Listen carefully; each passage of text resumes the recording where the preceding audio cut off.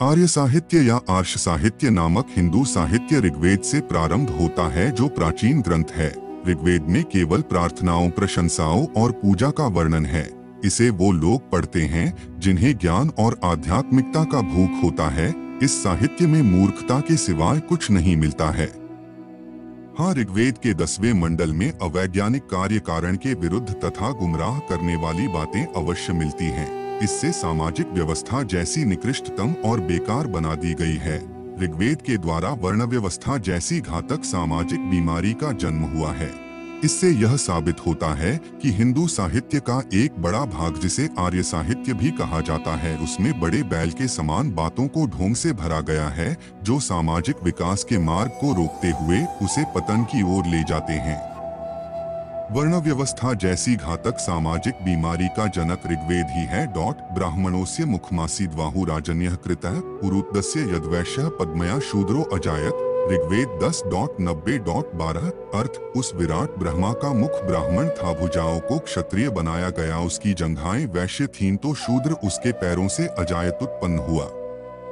उपर्युक्त पैदाइश कितनी अवैज्ञानिक तथा कितनी अप्राकृतिक है। भला पैरों से कोई पैदा हो सकता है? पैर कोई योनि तो नहीं है। यहीं से वर्ण व्यवस्था तथा उससे गुमराह होने का प्रदूषण फैला। इस प्रदूषण तथा अप्राकृतिक बातों का असर महाभारत के शांति पर्व के श्लोक 1 और 2 पर भी पड़ता है। ततः कृष्णो महाभागः पुनरेव युधिष्ठिर ब्राह्मणान् शतं श्रेष्ठं मुखादेवासृजत प्रभुः बाहुम्या क्षत्रिय शतं वैश्यानामूलतः शतं पद्भ्या शूद्रश्तंचैव केशवो भरतर्षभ। अर्थ, हे भरत वंशियों में श्रेष्ठ युधिष्ठिर। फिर महाभाग कृष्ण ने मुख से 100 श्रेष्ठ ब्राह्मणों को दोनों बाहुओं से, 100 क्षत्रियों को दोनों जंघाओं से, 100 वैश्यों को तथा दोनों चरणों से 100 शूद्रों को उत्पन्न किया। यही अप्राकृतिक प्रदूषण वाल्मीकि रामायण में भी मिलता है। वाल्मीकि जी ने अपने स्वजातीय भाई ब्राह्मणों का खूब भला किया है। यही अवैज्ञानिक एवं अप्राकृतिक प्रदूषण कालांतर में इतना फैला कि समान दिखने वाले लोगों में एक वर्ग शूद्र ही बना दिया गया, जो पतित, दलित, उपेक्षित तथा शोषित कहा गया। इन शूद्रों पर ब्राह्मणी लेखकों ने कितना कसाईपन का किया, वह निम्न उदाहरणों से प्रमाणित होगा। वनिक किरात कायस्थमालाकार कुटुंबिनः वेटो में चांडालदासश्वपचकोलका एतेन त्यजाह समाख्याता ये चान्ये च गवाशनाः एषा सम्माशनात् स्नान दर्शनादर वीक्षणम। व्यास स्मृति 1:11-12। अर्थ, वनिक किरात कायस्थमालिबान स्फोरस्यार मारकंजर चांडाल बारी भंगी और कोल अथवा और जो दूसरे गोभक्षक हैं, वे अंत्यजों, अछूतों में सम्मिलित किए गए हैं। इनसे बोलने का दोष स्नान करने से तथा इनको देखने का दोष सूर्य की ओर ताकने से छूटता है। उपर्युक्त श्लोकों में व्यास ऋषि ने, जो स्वयं एक मछुआरी के पुत्र थे, किस प्रकार बहुजन समाज को एक झटके में ही अपराधी बना डाला है। ऋग्वेद ने ब्राह्मण को पृथ्वी का स्वामी बना दिया, जिसका फल यह हुआ कि वह निरंकुश और निष्ठुर बन बैठा। ब्राह्मणों जायमानो ही पृथिव्या मधिजायते ईश्वरः सर्वभूताना धर्मकोशस्य गुप्ते। मनुस्मृति अध्याय 1/99। अर्थ, ब्राह्मण जन्म लेते ही पृथ्वी के समस्त जीवों में श्रेष्ठ हो जाता है। वह सब प्राणियों का ईश्वर है और धर्म के खजाने का रक्षक है।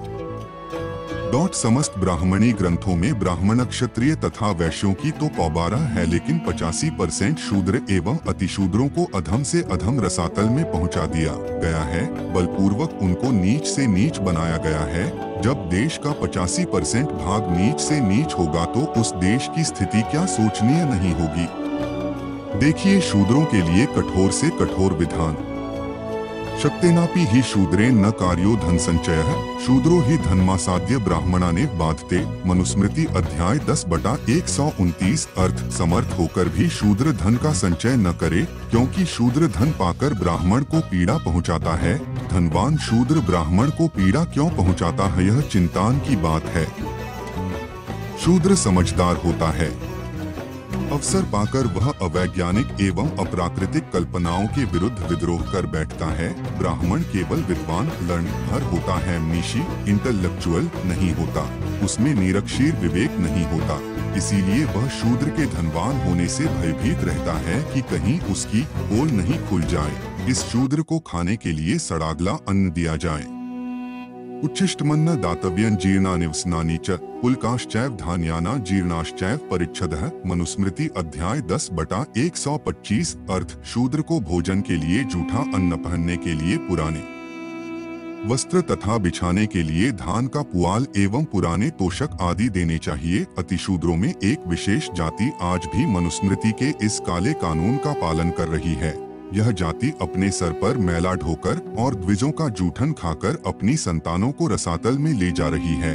न शूद्राय मति दद्यान नोच्छिष्टं न हविष्कृतं न चास्योपदिशेत धर्म न चास्य व्रतमादिशेत। मनुस्मृति अध्याय 4:80। अर्थ: शूद्र को बुद्धि नहीं देनी चाहिए। अपने सेवक के अतिरिक्त किसी शूद्र को जूठन तथा हव्य के हुतावशिष्ट भाग को न देखें।